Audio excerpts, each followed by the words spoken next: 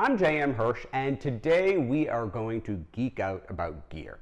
We're going to talk about the essential equipment for setting up a home bar. So, like any hobby, setting up a bar, it's an easy thing to dump cash into. There's plenty of gizmos vying for our attention. But the reality is making great cocktails requires very little equipment, and it doesn't cost a whole lot. So consider this your 1.5 minute crash course on the essential gear. But then at the end, I'm going to show you how to make an awesome summer cocktail that actually requires none of it. So let's start with the basics. First of all, most cocktails are shaken. Now, there are a variety of styles of cocktail shakers. The one you're going to see most often in professional bars is called a Boston shaker, which is essentially two inverted cups. And they're really hard to use. I highly recommend against it. I prefer a cobbler style shaker, which has a built-in strainer. If you get a nice one like this, it has a nice tight seal, comes with a cap, you shake it, you pop the cap off, and then you strain it. Easy, simple, no spilling, no difficulties. All right, so cobbler style shaker usually costs like 15 bucks or less. Now, when you're making cocktails, you need to measure. Well, okay, you don't need to measure, but sometimes it's a good idea. At the bar, you're going to see most bartenders using these jiggers. I find them awful. They're difficult to use and easy to spill. I prefer measuring cup style jiggers, which have clear indications of what you're measuring. All right, just so much easier. And, I might have a problem. It's possible that I have, I don't know, quite a few of them. Anyway, you can never have enough as far as I'm concerned. Now, not all cocktails are made in a shaker. Some are stirred. And for that, a stirring glass is a nice touch. You could get away actually with a 2-cup liquid measuring cup, and that works fine too. But this adds a little bit of panache to it. And you're also going to want a cocktail spoon, which helps you get into the nether regions of the stirring glass. Now, stirred cocktails need to be strained as well, because usually you do not keep the ice that you stir a cocktail with. And for that, a Hawthorne style strainer pops right in there and lets you strain it right out. All right. Now, sometimes you're going to need to use herbs and fruit, and that's going to be an important flavoring in your cocktail. When you do, you need to bruise them or muddle them. And to do that, you could get away with the end of a wooden spoon, or better, you can buy a muddler. Now, I do love my wooden muddler. It has a nice long handle, easy to use, has a lot of heft to it.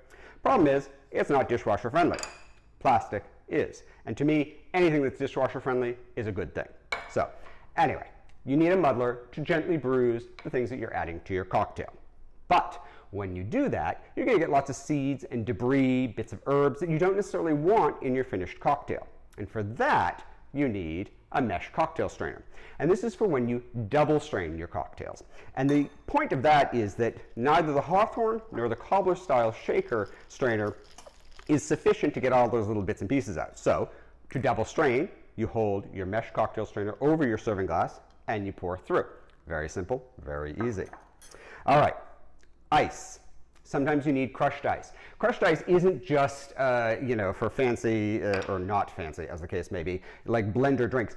Crushed ice actually adds an important texture to a lot of cocktails, and it also changes the viscosity of it, and it changes the dilution of the cocktail. So it's a really important thing. For that, I like my Lewis bag. You add ice to it, you close it up, and you smash it. Great therapy, makes great crushed ice, very simple. Okay, I think we're getting down to the last bits here. You need juice. I'm not a big believer in buying multiple juicers for multiple fruits, because you can buy these for lemons, you can buy them for limes, this one is for oranges. I think that's kind of stupid, frankly. I buy one that fits all, so the orange one. Finally, if you're going to get fancy, you're going to want to garnish your cocktails. And that often means taking bits of citrus zest, and for that, a Y-style peeler will give you a nice coin or strip with which you can rim your glass. Or, if you want to get really fancy, what you want is a channel knife. Now, a channel knife lets you take off these nice, long, thin strips in whatever shape you like. And then you take your cocktail spoon, if you want to get really fancy, and you wrap it around, and you keep wrapping it around, and you keep wrapping it around until it's a nice tight bundle. You hold it there for a moment, then you pull it off, and you have your zest strip. Okay, so that is the essential gear that you need to make great cocktails.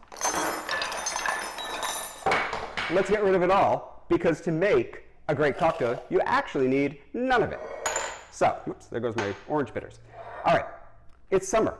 Let's make an Aperol Spritz. So, an Aperol Spritz is kind of a classic Italian cocktail. It's all the rage. You can actually even buy them pre-bottled nowadays in Italy. But again, just to show you how a great cocktail can be made without any equipment, we're not even going to measure. So, we've got Aperol, which is a bittersweet Italian liqueur. You're going to want about 2 ounces. Is that 2 ounces? I don't know. Let's go a little bit more. Yeah, that's good enough. All right. Now, a lot of times people will add a slice of orange, fresh orange, to their Aperol Spritzes. I prefer orange bitters because it kind of plays up the sweetness and plays up the bitterness of the Aperol itself. Now, we're going to add ample ice because, again, this is a summer cocktail, and we want it to be nice and cool. And then Prosecco is the classic companion. And how many ounces? I don't know. Maybe 2, maybe 3, maybe until I'm happy. There we go. I'm happy. Well, I'm actually going to be happy when I start drinking it. So cheers. That is the essential equipment to setting up a home bar, which, point taken, you don't need a whole lot. So enjoy